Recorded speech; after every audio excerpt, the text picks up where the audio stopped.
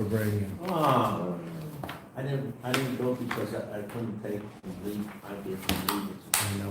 The leaving part is no fun. The coming is fun. The coming is fun. He'll be back, right? God willing? This got the shock. He'll be back. I came back. And we're glad they did. I will be back. Okay, back. The last thing we saw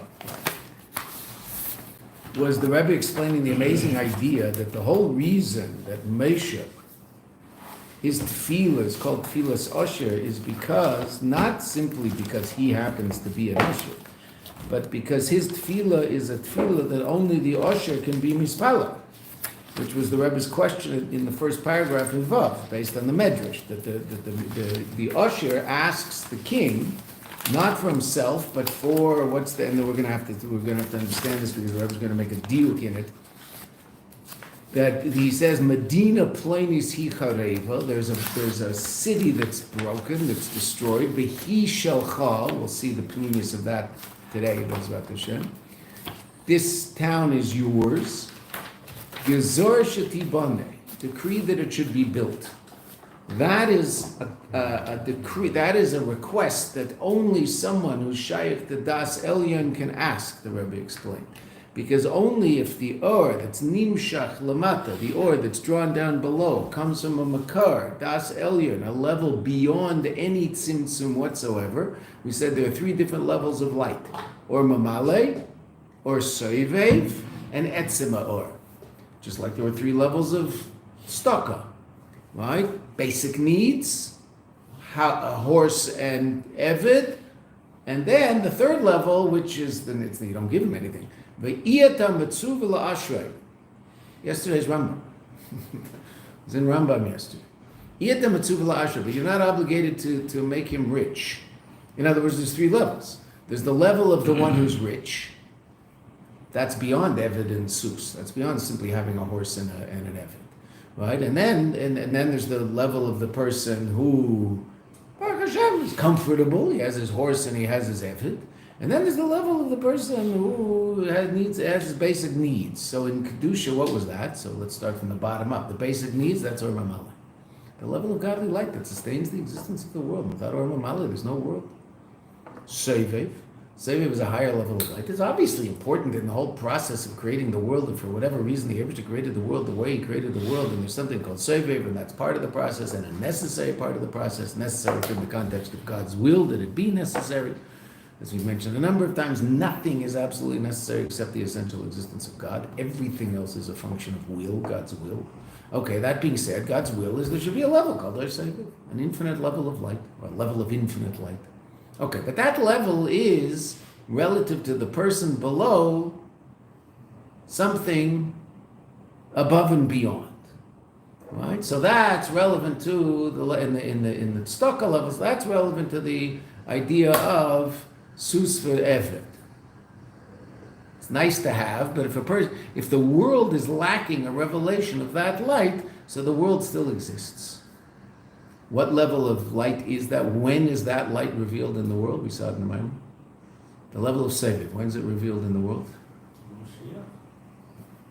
No, Mashiach is going to be the third level. That's what Moshe wants. Shabbos.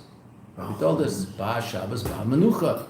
What's Menucha? The revelation of this infinite light where there's no contrast between higher levels, lower levels, right, left, Gvura, Chesed. It's all one. Okay. And then there's the third level, Or Ein Sof. Or Ein Sof is a level completely beyond Tzimtzum. Or Mamale is a light that is all about Tzimtzum. It's a light that's been constricted so it can, so to speak, fit in the Kli. The Moshe for that are the powers of your soul that are tailored to fit into the Kelim, the limbs of your body, and act through those limbs. The power of sight in eyes, the power of speech in the mouth, the power of hearing in ears, the power of intellect in the brain. And as amazing as those powers are, obviously they're limited to the extent that they can only do things within the context of physical reality. We can't think spiritual thoughts.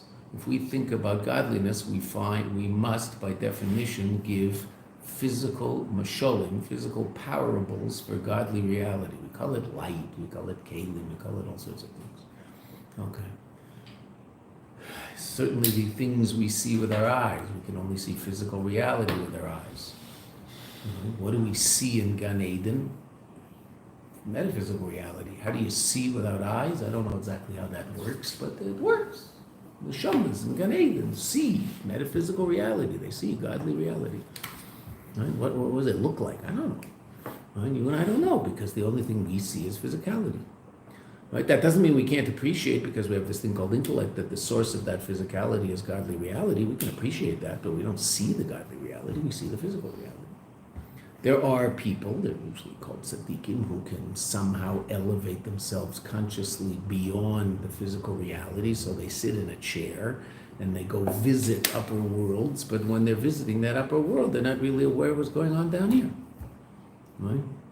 Famous story, the Chesed Halberstam tells that when the Rebbetzin broke her leg, so they built an elevator in the house so she could go up and down in the elevator. And so the elevator was always in the house. So, they didn't take it out when her leg got better. So once she was stuck in the elevator. She got stuck in the elevator once, and it was a big hullabaloo. So they put a phone in the elevator. Now, this was like a big thing, a phone in an elevator. They put a phone in the elevator, so if Chas V'Shalom she got stuck, she could call. So sure enough, she got stuck in the elevator. She called Chesed Halberstam. This is whatever, 2 in the morning, whatever time it was. Right? She called Chesed Halberstam and told them that she's stuck in the elevator. So Chesed came. Chesed had a key to the house. So Chesed put his key in the door, but the Rebbetzin had put her key in the other side, and so he couldn't open the door. So he went back home. He just forgot his cell phone at home, I guess. He went back home, and he phoned the elevator, said, Rebbetzin, I can't get in because the Rebbetzin put the key in the lock. She said, okay, so I'll tell you how you can get in the house. The Rebbe always leaves the window a crack open, and there's an eaves trough next to the window, so you should be able to climb up the eaves trough and climb in the window. So now, the window is the Rebbe and Rebbetzин's bedroom. All right, fine. So now, she's saying, I wouldn't bother you, except I want to know what's up with the Rebbe, because as far as I know, the Rebbe's home, but he's not answering me, and I'm worried about the Rebbe. She was fine in the elevator. So Chesed brings the ladder and climbs up the eavesdrop and is hanging in the window with his feet out. Right? And he looks up, and sitting in a chair looking right at the window is the Rebbe. His eyes open, looking right at him. She goes, oh my goodness gracious. So he goes out of the window, runs home, and phones the Rebbe and says, the Rebbe's sitting in a chair, he's fine, the window's open, but his eyes are open, and he was looking at me, and I feel badly because I climbed in the room. Fine. He went to sleep. Everything took the Rebbe got the Rebbetzin out of the elevator, and everything was fine. The next day, he asked the Rebbetzin to please apologize to the Rebbe that he had climbed in the window. And when the Rebbetzin apologized, the Rebbe had no clue whatsoever what he was talking about. The Rebbe wasn't there. Where was he? I don't know. He was somewhere else, but he wasn't there. He did not notice that Chesed had climbed in the window. He saw him. His eyes. He saw him. He didn't see him. His eyes were open. But so that's some level of where is he? How does that work? We don't know. But the Rebbe's conscious reality is somewhere else, and that's called Aliyas and Neshama. And there's all sorts of stories. Baal Shem Tov writes about his great Aliyas and Neshama when he went up to Heichel Mashiach and asked Mashiach, when are you coming? I mean, so tzaddikim do these things. Okay, but where are they going? So they're going to a higher level of Mamala. They're not going to say that. They're going to a higher level of Mamala, a higher level of revealed existence. Gan Eden, Elam Abriya, even Elam Atzilus is Mamala. Right? Okay. And then beyond that is a level called Sevev, and that's a level that Tzimtzum doesn't affect. Well, it does. It affects it to the extent that there's a reality where that level of light can't be revealed, so to speak. Once you've created a level of finite reality, so then infinite reality can't go there. So it's not that light is diminished, but the language, and we're going to see this in the Mimer, I think we might have already seen it, but we're going to see it. Noga b'ya tzimtzum. It's affected by tzimtzum. Not that the light itself is contracted or constricted, but the light is affected by tzimtzum to the extent, the mashal we brought last time was, so to speak, there's a do not enter sign. That there's a level of reality where that infinite reality can't be revealed. It's called finite. And as soon as you create finite reality, so that means there's a place where infinite isn't, so to speak. Okay. Fine. Now, it's not that it isn't, because leis asar panamine, God's everywhere, okay, but it's not revealed. Can't be revealed there. So it's affected by tzimtzum. There's a place where it can't be revealed. There's a place where it can't shine. So then there's a level beyond both of those. It's not limited in any way, shape, or form. And that level of light can shine down here in this world, right? And be revealed in this world as it is. Generally, and we'll see this more as we go further, generally in this world, if Sevev and Mamale connect to each other, so one of two things happens, right? Either the Sevev isn't revealed as Sevev, right? And what you have is a very, very powerful level of this godly source of finite. But if Sevev were to be revealed in this world, what happens to this world? Doc, you always know this every time I ask. We've gone through this before. If Sevev would be revealed in this world, what would happen to the world? One word, bittul. The world would cease to exist as a finite world. It would now be an infinite world, whatever that means. Right? Okay. So generally, if Sevev is revealed in the lower realms, it is mevatel, the lower realms. It does away with it. Why? Well, because they're two completely separate states of reality. And if finite is revealed, so then infinite's hidden. And if infinite is revealed, then finite is hidden. And that's just the way it goes, right? We talked about that earlier. There is a level beyond both, so it can be revealed in the finite as it is. And that's called, it has a number of names in this mimer. Das Elyon, or Ein Sof, Etzem Or. Okay.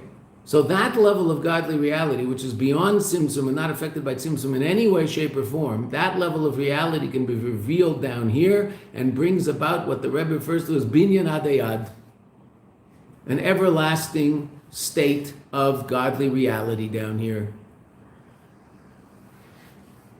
Now we're going to see there's a limitation of that. Okay, say there, but in the meantime, that's what we've got.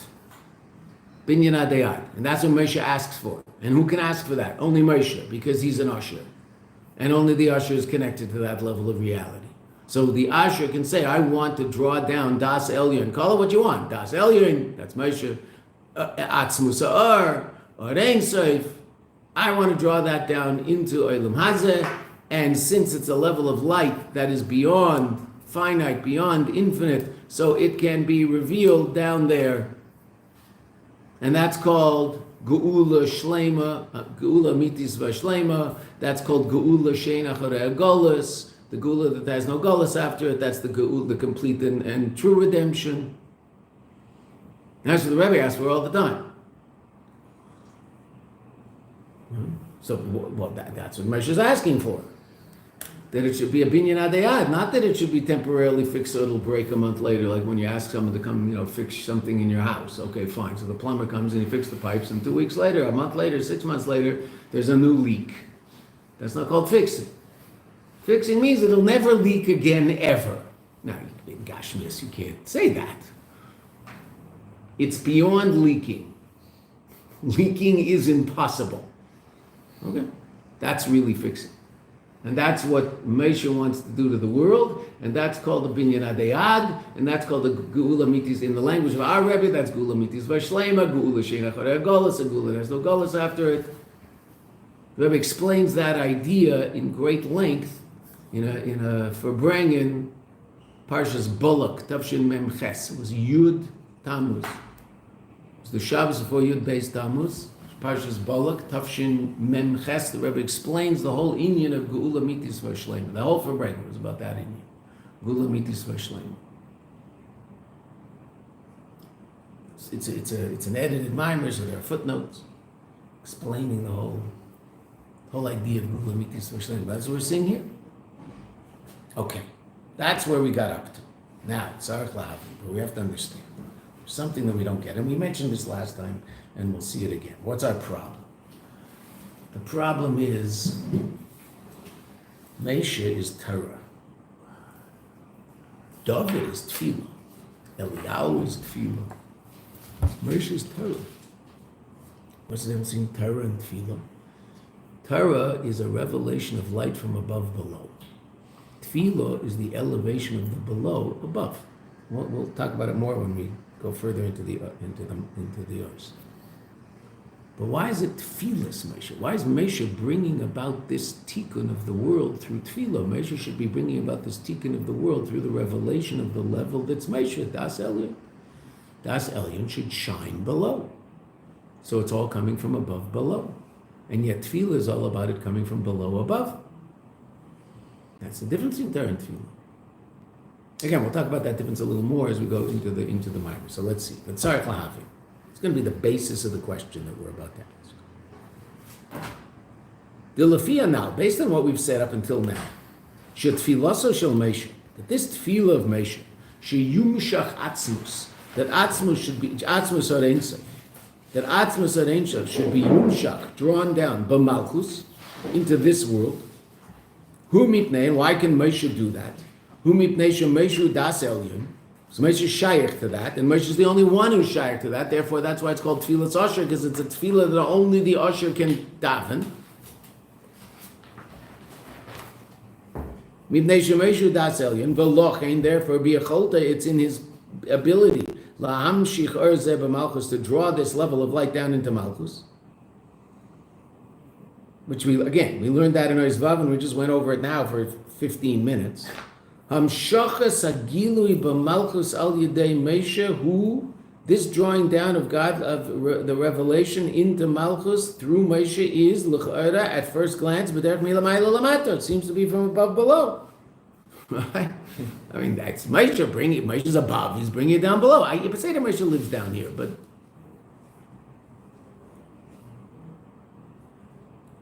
Umau inyan tefillah l'Moshe. So then what's the inyan of the tefillah of Moshe? Tefillah sosha.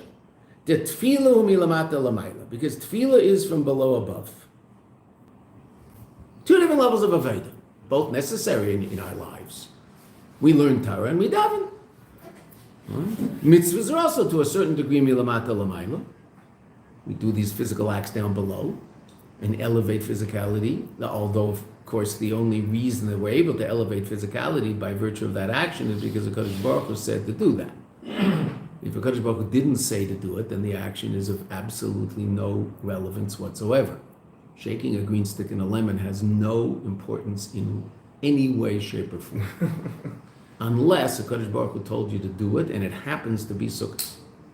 If you take a green stick and a lemon today and shake it around with a serious look on your face and do 18 movements with it, so you're just a maniac. You should go into a padded room. Because there's absolutely no kedusha in that act whatsoever today. None. It's a waste of time. It's probably usher because it's bittul Torah. You should be sitting and learning Torah and not shaking a green stick and a lemon. Okay. You do that on Sukkot, you're Mekayim, an unbelievable mitzvah, drawing down levels of godliness that are unimaginable, and it's incredible. Okay, so on a certain level, the mitzvah is obviously coming from the Eibush. On the other hand, we're doing it down here in Gashmi, so mitzvah also has a certain aspect of milamata lamayla. Okay, but the ikar milamata lamayla is tefillah. And the ikar milamayla lamata is Torah.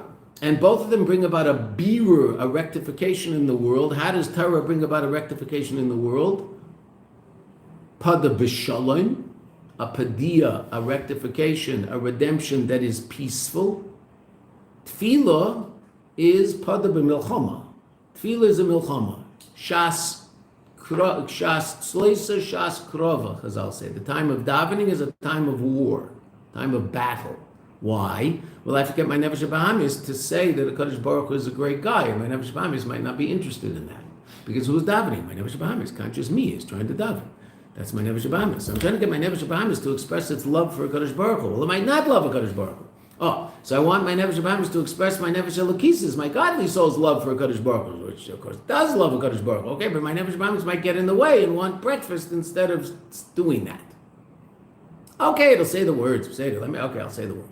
I'll feel bad if I don't say the words. I'll feel guilty when I didn't daven chocolate. Okay, so I'll say the words. That's not davening. I have to get my Nefesh Bahamis to actually believe what it says, which is it's a battle. Why? Because I'm encountering klipa directly. I have a direct encounter with physical reality with my Nefesh Bahamis. There's no props in davening. There's just nefesh b'amis. Just get my nefesh b'amis to say that it loves the Kadosh Baruch Hu. One of the things I remember once hearing from the Rebbe in a sicha, that the Rebbe said one of the things that might help you when you're davening is to just meaning focus on the fact that this is what's happening, that you're trying to get your lips. Obviously, your nefesh b'amis is the conduit that moves your lips. But you're trying to get your lips to say those words that the Nefesh Elokis once said. Your godly soul wants to say, Haidul Avaya Kiri Bishmei. So say those words and see your lips as simply expressing the desire of the Nefesh Elokis. Now, the only way that desire can be expressed is if the Nefesh B'amis agrees. You can't do anything in Eilam Hazeh if your Nefesh B'amis doesn't go along with it. Every mitzvah you do is your Nefesh B'amis doing the mitzvah, because it's conscious you doing the mitzvah. That's a vayt. My Nefesh Elokis doesn't do anything. My Nefesh Elokis might want to do things, but it can't do anything unless my Nefesh B'amis agrees and says, okay, I'll put on tefillin. Meaning I put on tefillin, conscious me. Okay. So how do I get my Nefesh B'amis to agree to say that God is great? Well, I just somehow imagine. Again, I could contemplate on the fact that my Nefesh Elokis is just coming through my Nefesh B'amis, and those words, the words of my Nefesh Elokis wants to say are being said by my lips. And it does help. Right? Okay, so that's true, but that's a battle. And that's not called Pada B'Shalom, that's called Pada B'Milchama. It's a Milchama. Me against my Nefesh B'amis. Well, my Nefesh Elokis against my Nefesh B'amis. Trying to daven. That's why, if we're honest with ourselves, davening is the thing we do worst. And what we probably feel we're least successful at, and Yiddishkeit would be relatively easy if we didn't have to daven. Not because it takes up our time, but because we're better at just about everything else. I don't have strange thoughts when I'm putting on my tefillin. I'm putting on my tefillin. I think about I'm putting on tefillin, say a bracha, and put on the tefillin. Say the words, how you do immediately. You're traveling around the world. You're anywhere but in the city. Right? If you can say one line in tefillah with complete and total connection, you've had an incredibly positive davening. And I don't mean, and if connection means, wow, I'm really focused on this, then I'm not. All I'm thinking about is I'm focused. You're not thinking about God, right? Do you ever talk to another person and say, gee, I said that sentence well. I'm really enunciating well now. You don't talk that way to another person. You just say what you mean, and you think about it, and you say it, and then you listen to you have a real conversation. With the Eibishter, oh gee, I had real kavanah in davening today. I guess not, if you were thinking about your kavanah. Right? Don't think about your kavanah, think about God. Oh, that's hard. Okay, so davening is difficult. It's very difficult. Torah brings about a birur be'efen shel sholem. You can sit in a zal and Mayanot, or in your living room, or on an airplane, and learn a din about. Izzy elevated me the other day by bringing a Shulchan Aruch in front of me, and we were learning halacha about someone who borrows money and gives as his collateral a stolen object. He steals a car and gives it to the lender as collateral on the loan. Okay, so then the owner of the car he was looking for his car, and he sees it parked in Ruvain's driveway. He said, Ruvain, what are you doing with my car? I mean, your car. Shimon gave me this car as collateral on the $15,000 that I lent him. Well, it's my car. Okay, so obviously Levi takes the car. Right?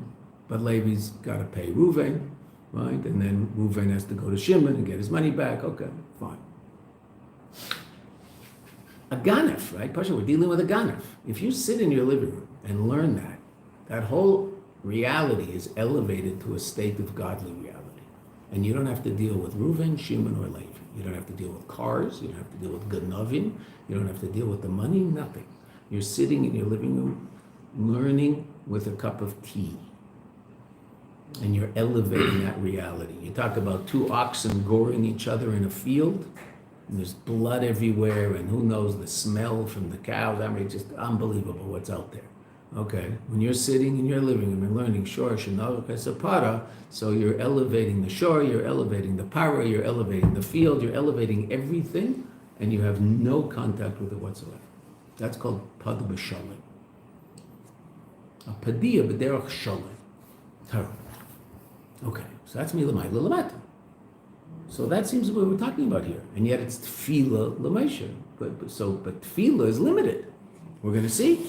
Tefillah can only bring about a certain rectification. It can only bring about a rectification relative to the reality that I experience. Mamala. How can tefillah touch etzem ha'or? And the Rebbe is going to answer in footnote 50 a question that someone has. But tefillah is megala anu ratzain yehi ratzain milfanecha, that this should be the will in front of you. In other words, you and I, through our tefillah, can actually, so to speak, arouse in a Kadosh Baruch Hu anu ratzain. It's also shaykh leilos.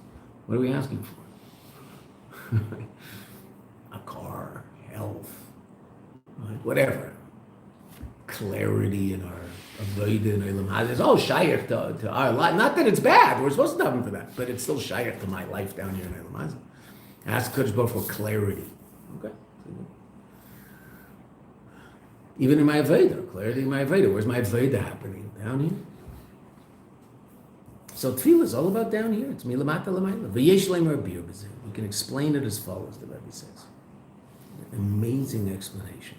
And this explanation is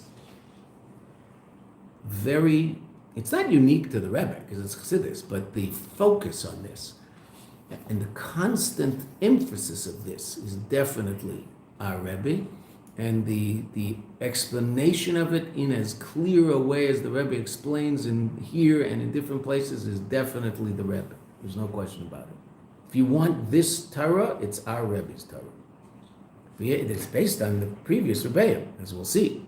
Even the deepest parts of it, as we're going to see a Torah of the Rebbe Shab, but the Rebbe's going to explain it in such a way that it's just unbelievable.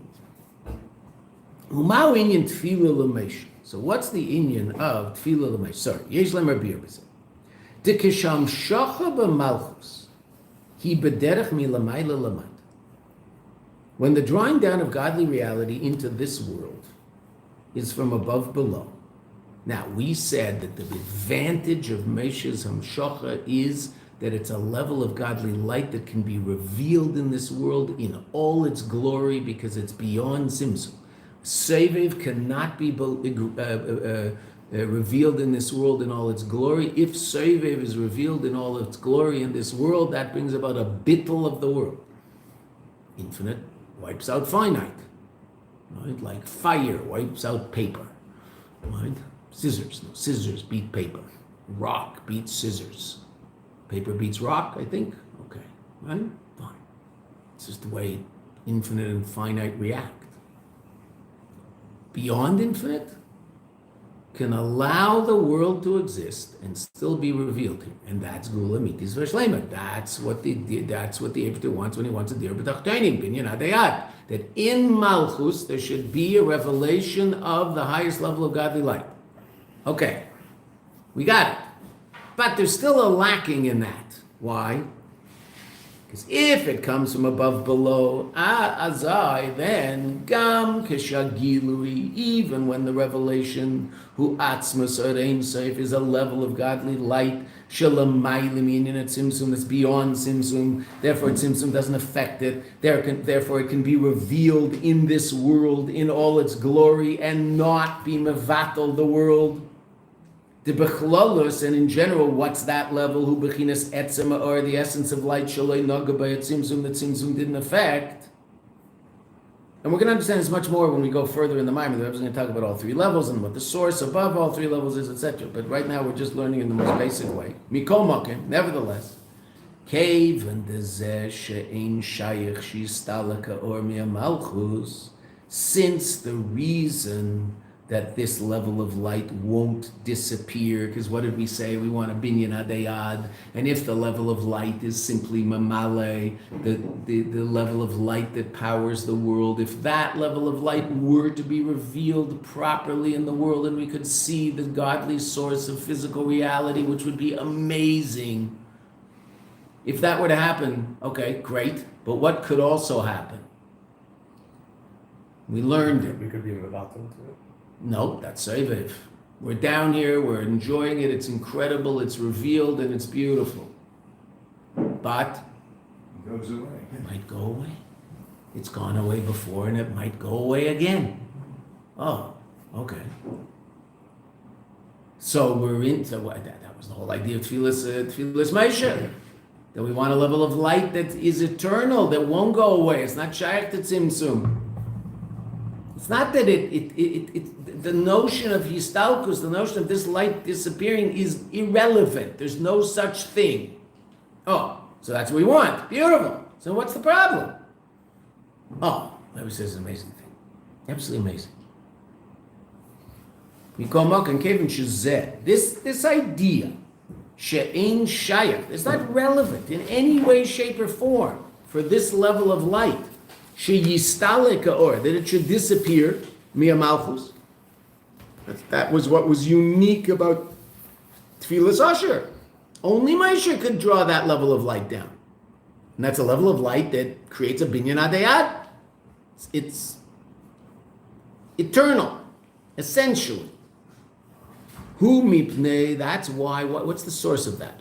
Hu mipnei sha'or, that's because the light, hu l'mayla minan simsum, is beyond simsum. The light, it's all mitzad the light.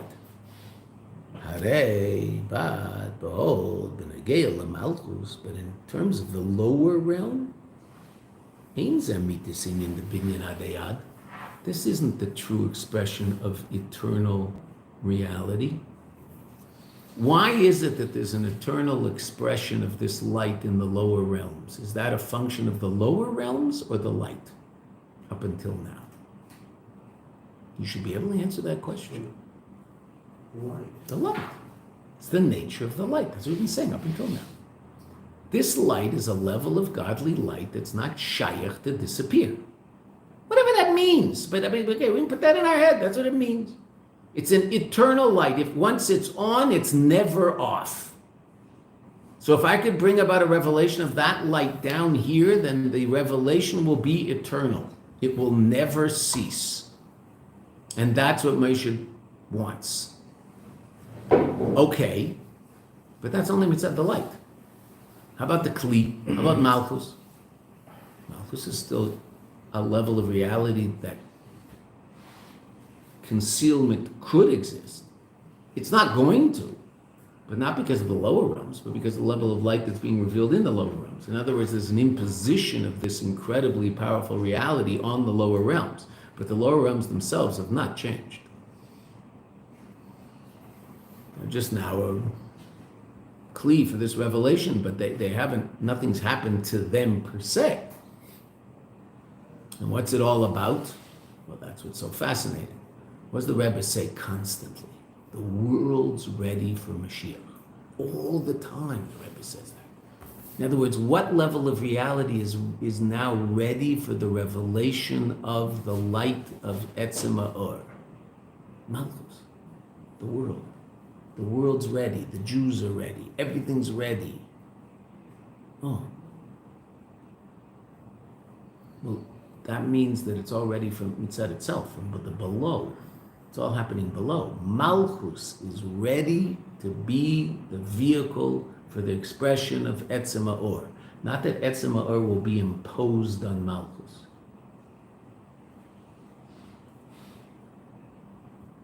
And what does the Eibishter want? The Eibishter wants a dir b'tachtonim, and the Chazal talk about, the Rebbeim talk about this all the time. And when the Eibishter had a taiva for a dir b'tachtonim, he didn't just have a taiva for a dir b'tachtonim. Because if you want to be a dir b'tachtonim, what could God do? You can do anything. Make a dir b'tachtonim. What do you want from me?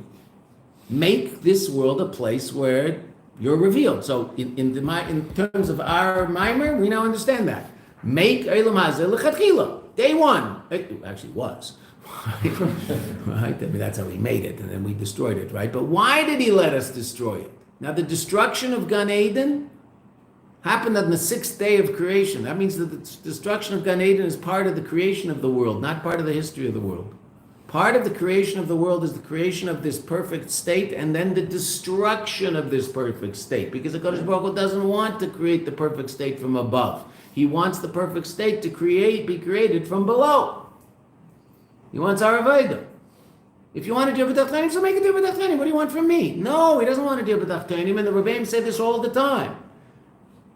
Nisava liyos leidir b'tachtonim, and then and that's the end of the Maimer Chazal, and then the Rebbeim always said, al yadei aveda sa'adam, through the aveda of the below. That's the taiva. The taiva is the Eibishter wants to be revealed because we revealed him, not simply because he wants to be revealed. Why does he want that? I don't know. It's a taiva. It can't be explained rationally. The highest levels of God's chokhmah can't explain that. It's beyond even God's chokhmah. It's coming from a place beyond chokhmah. It's a taiva. It's coming from his etzem. Why? Who knows? Kach. Okay, for whatever reason, the Eibishter's up there in Atzmus, and he's not doing anything. He's just being up there in Atzmus, and all of a sudden, for whatever reason, a dir b'tach toini would be a kick. I'd like a dir b'tach toini. Explosion of infinite godly light. Simsim Arishan, the light is drawn back into its source, leaving a halal. Bing! The kav is baikeya into the halal. The kav is the source of, the halal is the source of kelim, and the kav is the source of or mamale. And this whole process starts happening, and you end up with butterflies popping out of cocoons. Why? Because he wants a dir b'tach tonim. So make a dir b'tach tonim. Make Elam Hazeh a place where you bump into God every step. I don't want that. I want you to make Elam Hazeh a place where you bump into God every step. Because then it's real. Because if it's imposed by me, then the lower realm is still the lower realm. I want the lower realm to be a place of natural godly revelation. And that'll happen through your avodah. You're going to make it that.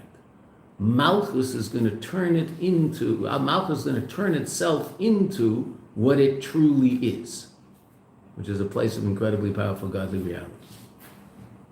That's what I want, God said. Okay. So he wants it from you and me. So therefore, the Rebbe says an amazing thing here. And this is the basis of everything the Rebbe teaches us, especially Mitzad Avodah. That if it all comes from above, it's not real. Ein zeh mitis einyan binyan adayad. Last line on the page. Because it's not affecting, it's affecting Malchus to the extent that Malchus is acting that way, but that's not what Malchus is. It's just what Malchus, so to speak, is doing. What's Malchus? It's not the place where Etzem Ha'or is revealed. Okay, that's amazing. But that's not the ultimate. The ultimate is when Malchus becomes naturally, mitzad itself, the kli for the revelation of Etzem Ha'or. That's what the Eibishter wants. So it has to come from below. Therefore, what must it be if it has to come from below? Tefillah. Aye, but it's tefillah to who? Moshe. What's Moshe? Etzem Ha'or. What's tefillah? Malchus. Oh. The two of them together is what you need. Wow. Partially unbelievable. It's unbelievable.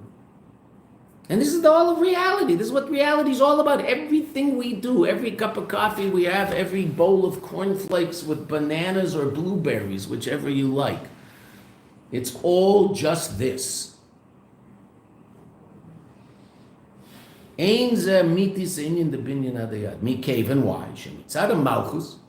In terms of Malchus itself, even with that revelation of light, mitzad the below, Malchus is still a place where light could leave. This light won't leave because that's the nature of the light. It's like a guest that won't go away. But that doesn't mean that I've become hospitable. He just won't leave my house. Right? But I'm still not machnis orchim. He just showed up. And I complained to my wife every night, when's this guy going to leave? Then I didn't change. I'm the same. There's this guy in my house who's never going to leave. That's mitzad him, not mitzad me. What if I become so hospitable that it's impossible for him to leave? Oh, that's a completely different reality. Mashiach's coming before that happens. So you're not inviting us over? Is that it? I'm inviting you this Friday night. If you're here, you're coming.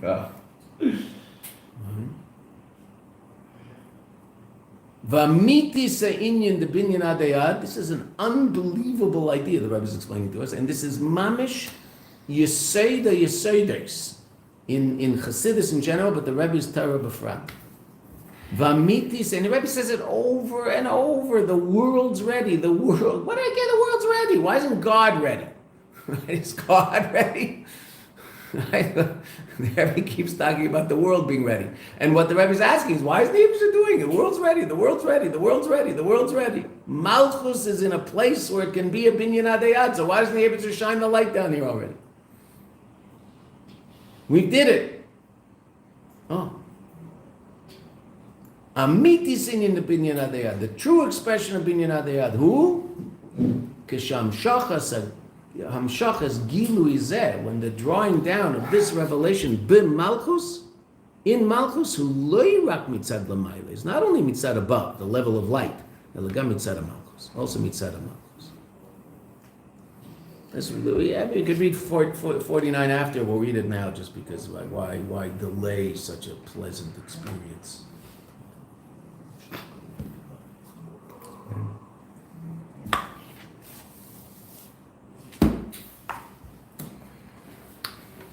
The better the mimer, the colder my coffee, always. Valpi zeh, look at footnote 49. Rebbe says an amazing shot, meaning, and this happens so often in Chassidus. You learn this incredible idea, and then you realize it's shot in the mimer Chazal. This is what Chazal said. And we're not making anything up. Right? It's just once you understand things more deeply, you appreciate what Chazal said, because what Chazal didn't understand all this, of course they understood. Right? They just didn't reveal any of this. They said it a different way. Once the Frierdiker Rebbe was asked, he was in Austria. Austria was a very Chassidically challenged place. You can imagine a bunch of Austrians. Right? Austrians make Germans look chilled. Right? So a bunch of Austrians.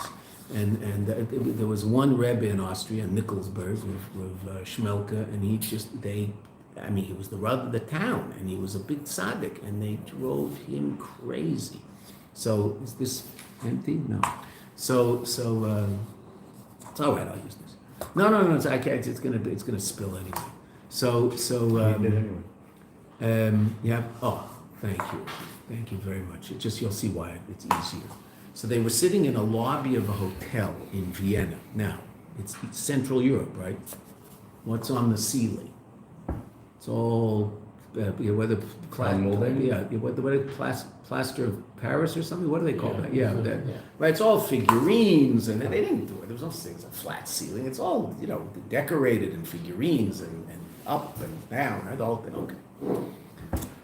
So they're sitting in the lobby of this hotel, and they asked the Frierdiker Rebbe, "What's Chassidus?" And he said, "Chassidus is Pnimius," and I think that's why I'm Pnimius. He took the lampshade. And he moved the lampshade. So now it was obvious that the light was shining up there. I mean, it was anyway, but now he directed it. He said, do you see the figurines on the ceiling? So they said, yeah. Did you see them before? So they said, no. Were they there? So of course they were there. So what did I do? So I said, well, you just illuminated them so that we could see them more clearly, or became more aware of them. That's Chassidus. That's what Chassidus does to the Torah. It's all in the Torah. It's everywhere. It's all in Chazal. Everything. It's all the truth is there. It's just Chassidus reveals it to us. It opens up our eyes to ideas that we wouldn't have known before. Where was that? Rebbe Rayatz, Frierdiker Rebbe, Austria. In Austria, Yamach Shemay was from Austria. Exactly. Actually, if you, I was only there once. Spent the Shabbos in Vienna, and I stayed in Rabbi Biederman's house, who's the head shaliach in Vienna, Austria, Bechlau, and his apartment. He said, "Look out the front window. See that apartment over there? That's where Eichmann sat. That's where he planned it all. He was there the whole war. That's where he sat. across the street. Again, we should be burning there and never ever end. Right? He was across the street planning the final solution. That's Vienna. When you walk the street in Vienna, you don't notice these things, right? It's just the same story. You don't notice. You're walking along, you're schmoozing on our way to shul with two Rabbi Peterman, but there's another shul. There's a very close friend. So Guzman. So we're walking to shul. They daven in the center of town. There's a shul that a lot of Lubavitchers go to be machzik the shul, and they sort of run that shul, even though it's not where the Lubavitchers live and have the schools and the mikvahs and everything. So it's a 20-minute walk through the streets of Vienna. So we're walking, and he said, look down at your feet as you're walking. In front of every building, there's a plaque. It says, what's shot in the plaque? He said, read it. It's the names of the Jews that lived in that building, and the Nazis, took them out and killed them. To their credit, they put the names of every single person on the sidewalk. No one should ever forget that there were Jews in this building. We didn't do what they did. I mean, you have to give them credit for that they put, so no one should ever forget what they did. You see, Shmuel this, and, the Iris this, and one of the most ostentatious cities that was in Europe. yeah. Full of Austrians. Vienna, very ostentatious. Built by Austrians. What are you going to do? It's pretty. I mean, it's Central Europe. It's like Central Europe on steroids. Prague is Central Europe, but it's got class. And like you said, here, look at us. Whatever. I must say that I'm still impressed by the fact that in the old days, when they built a building, they took real pride in it, and they built an interesting, unique building. They didn't build these boxes that all look the same. Every building has its own character, its own color, its own shapes. It's fascinating how they built these with all sorts of stuff, the figurines in the building. It's so interesting that they took time to do all that. It would have been just as easy to put up a bunch of blocking. But the buildings are beautiful. It's just beautiful. Okay. Footnote 49. Yeah, so let's see footnote 49. Well, pizer yumtak, it's sweetened. Shakdoma labakosh, that the introduction to the request, gezor shetibane, right? He decree that it should be rebuilt. There's two words that don't seem to belong there. He shalcha, it's yours. What does the third person say? Now we know this is Moshe. What does Moshe say to the king? There's a Medina Hareva. There's a destroyed city. Vehi shelcha. It's yours. Gezor shetibanas. So what does that mean? Hainu. Shebesharsha, in its source, he bechinas penimis avatzmus. What is malchus bepnimis? The highest level of godly reality. The lower something falls, the higher its source. Right? They're different. There's a third level of keser. We talked about arich, we talked about atik. There's a third level of keser, which is the level of atzmus areinsa. Right? We said there's a level of keser, arich, which is seive, but it's this level of seive, which is the source of mamalik. That's called arich.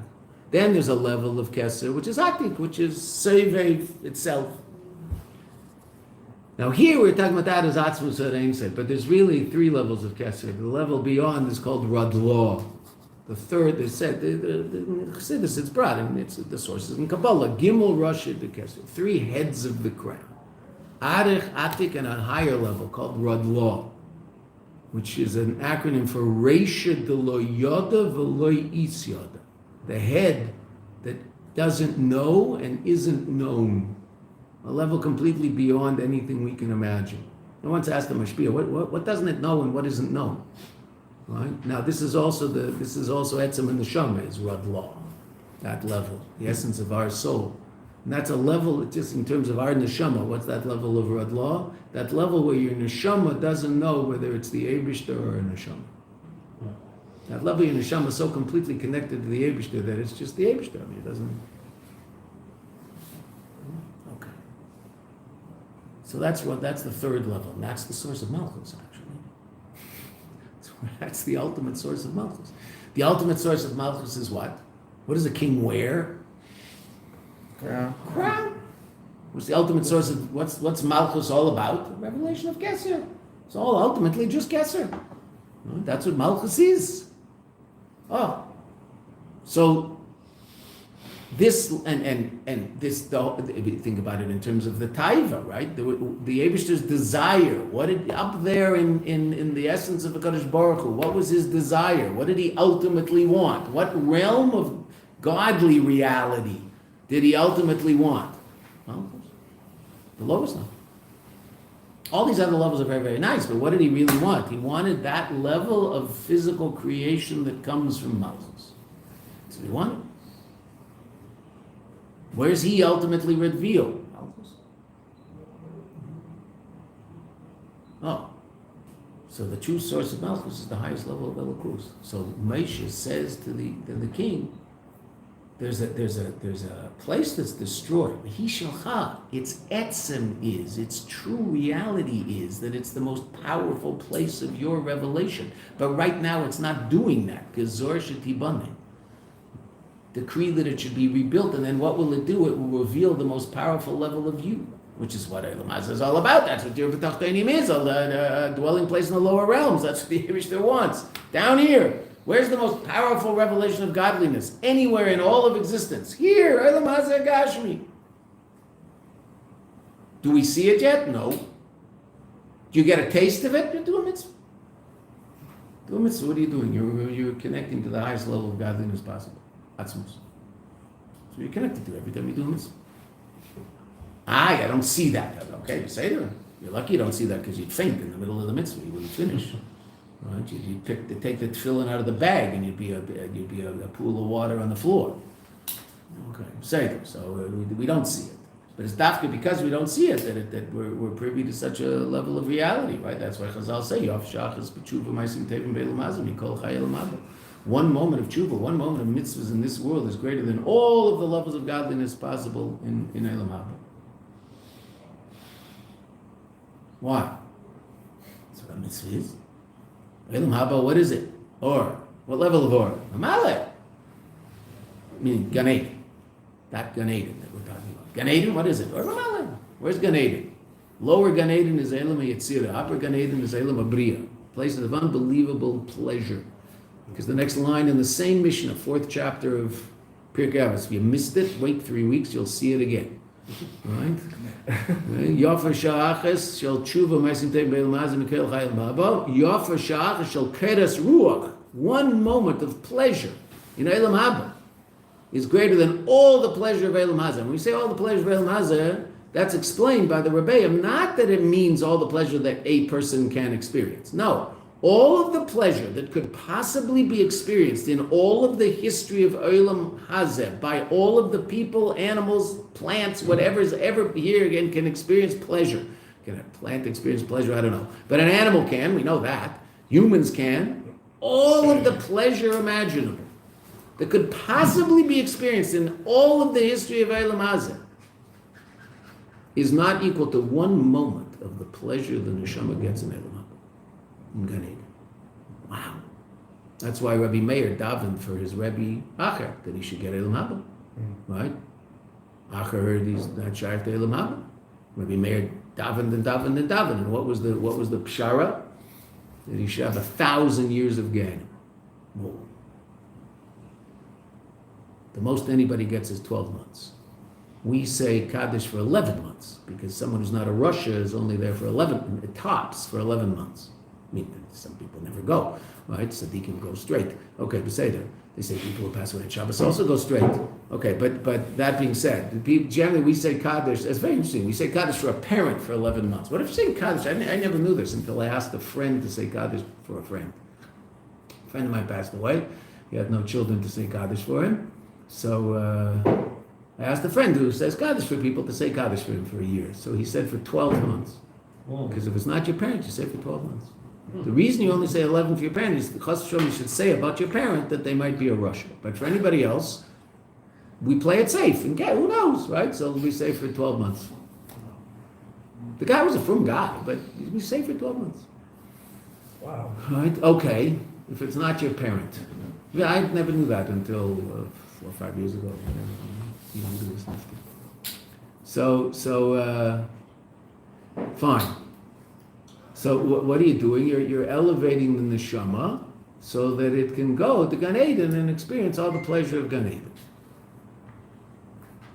They say that one moment in Gehenna is like 70 years of the afflictions of Eov.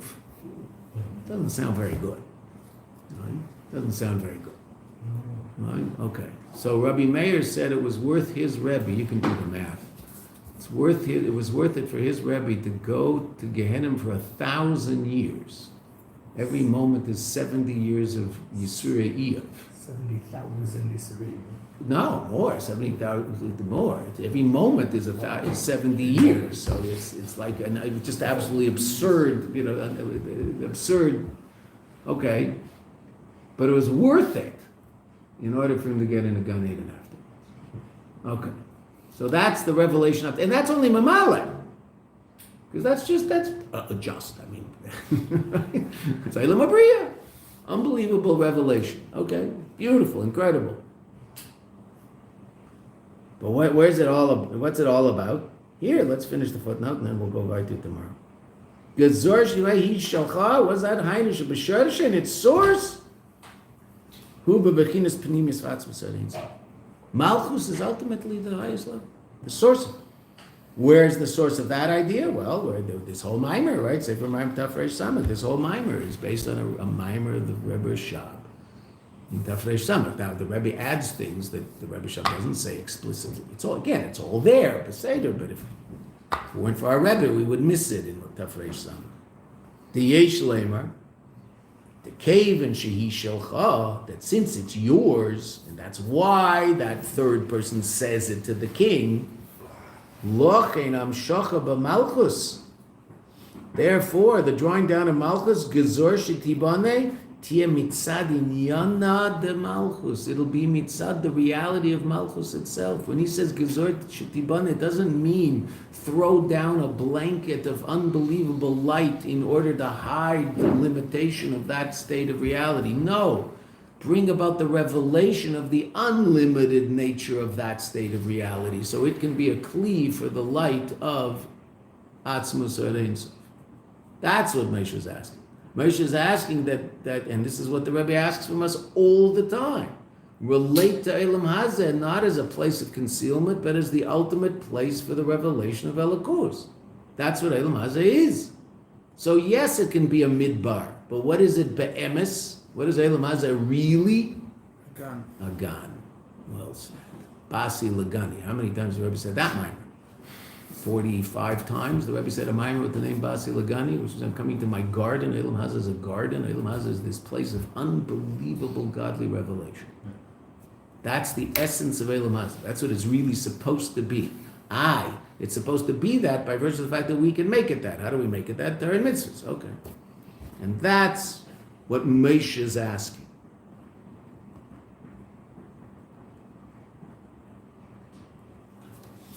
Okay, let's read two more lines up top. I'm sorry, I know it's late, but we're going to do it just so you'll see the lachain. V'zeu, and this is the second line, and we'll read it very quickly, and we'll come back to it tomorrow. V'zeu, and this is tefillah l'Moshe. Dafka tefillah. The tefillah who avedus and ivroim. Tefillah is the avedus from below. The aved of the creations. V'lochein amshacha shal yedei tefillah. The drawing down of godliness through tefillah.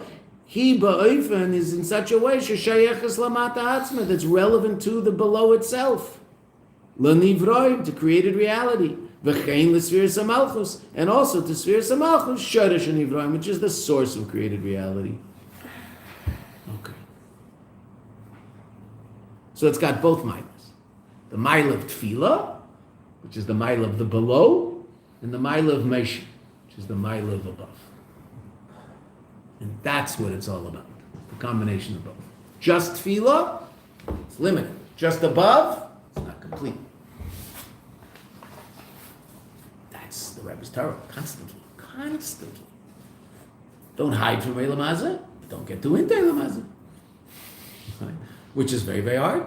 Much easier to say hide from Eilam Hazeh and be religious. Okay, fine. I'll have nothing to do with Eilam Hazeh. No. Go into Eilam Hazeh. Be part of Eilam Hazeh. But realize that it's all a course. That's much more difficult. Very challenging. 100%. To put in slightly different terms, since we are learning Choshen Mishpat, we have to be just as firm about Choshen Mishpat as we are about Orach Chaim. Everybody's into ritual. Love ritual. Oh, it's fun, it's nice, it's spiritual. To be just as firm about financial matters. I understand that the Shulchan Aruch is only Orach Chaim. Choshen Mishpat's just as long as Orach Chaim. All these laws that seem rather mundane. No? Same as putting on tefillin. I was thinking of that with this issue I have with this fellow who won't pay for the bang in my car. When he banged my car, when he was driving his car into my car, it was 6:30 in the morning, and he was driving with talis and tefillin on. So he seems to be very religious when it comes to Orach Chaim. The fact that he cut off my phone number seems to mean that he's not as religious regarding Choshen Mishpat. I don't know. We'll see. Block your number. Yeah, I can't call him. As soon as I call him, it drops. So I have to call him from other numbers. But he doesn't answer that either. So we'll get him. At some point, we'll figure it out. Just very annoying. Like who wants? It's just so annoying. It's also possible you didn't pay his phone bill. What? Possible you didn't pay his phone bill. That could also be. Yep, you're right about that. Wait, come on. No, why?